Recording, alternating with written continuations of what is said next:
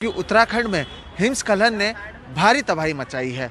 हिमस्खलन के वजह से चमोली में ऋषिगंगा नदी में बाढ़ आई और ऋषिगंगा पावर प्रोजेक्ट बह गया है।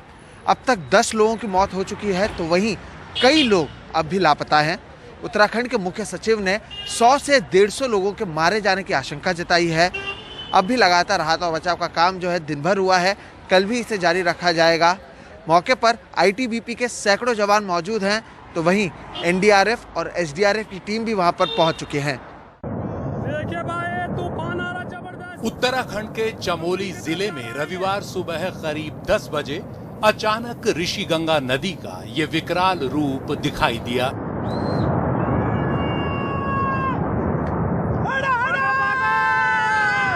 देखते ही देखते नदी ने अपने भयानक प्रवाह से रास्ते में पड़ने वाले ऋषिगंगा पावर प्रोजेक्ट को तबाह कर दिया।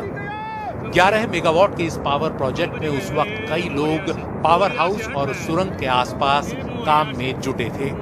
इससे पहले कि वो संभल पाते, वो सभी नदी के प्रवाह में समा गए। सब कुछ इतनी तेजी से हुआ कि आसपास के लोगों की उन्हें चेतावनी देने की कोशिशें नाकाम रही।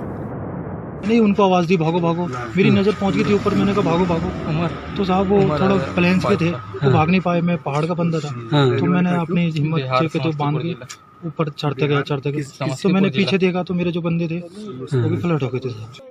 ऋषिगंगा नदी के साथ आया हजारों टन मलबा आसपास के इलाके में फैल गया और कई मजदूर उसके अंदर दब गए। कुछ देर पहले का पूरा मंजर ही बदल गया।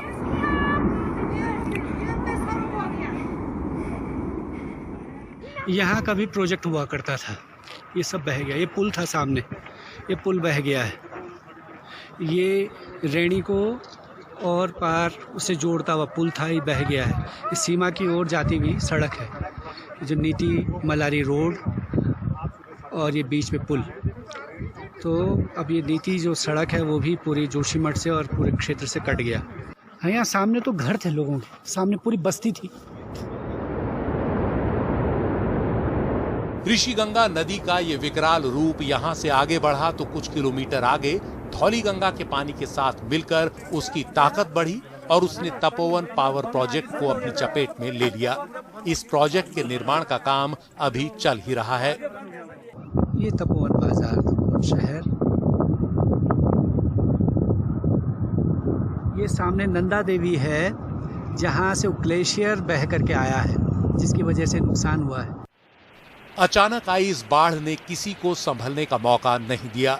ऋषिगंगा और तपोवन पावर प्रोजेक्ट्स में जन धन की भारी हानि हुई। अब जो हमारे बिजली हैं उस तरह के कुछ यहाँ पर भेजेंगे। जल्दी से जल्दी कोशिश होगी कि जो लोग अभी एक तरह से फंस गए हैं तो उनको मदद पहुँचाई जाए। एनडीआरएफ मार्च कर चुकी है, उसके बाद आईटीबीपी के आदमी पहुंच चुके हैं वहाँ पर। हमारी जो एसडीआरएफ की टीम है वो पहुंच चुकी है और सारी जगह रेड अलर्ट हो चुका है। सर, कैजुअलिटीज का एक बार बता दीजिए, टोटल कैजुअलिटी जो है 100 से 150 के बीच है। संपूर्ण घाट क्षेत्र को प्रतिबंधित कर दिया गया है। हादसे के तुरंत बाद निचले इलाकों को खाली करा लिया गया, लेकिन नदी ने निचले इलाकों में कई जगह घरों और खेतों को काफी नुकसान पहुंचा दिया। प्रधानमंत्री नरेंद्र मोदी ने तुरंत घटना की जानकारी ली और राहत और बचाव का काम तेज करने के निर्देश दिए। मैं उत्तराखंड के मुख्यमंत्री श्री त्रिवेंद्र रावत जी,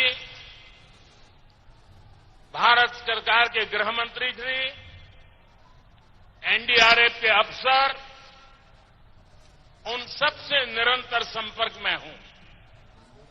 वहां पर राहत और बचाव का कार्य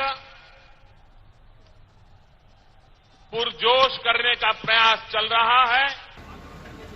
जोशीमठ से तुरंत राहत और बचाव के लिए आईटीबीपी के सैकड़ों जवान मौके पर पहुंचे। देहरादून और गाजियाबाद से एनडीआरएफ की टीमों को मौके पर रवाना किया गया।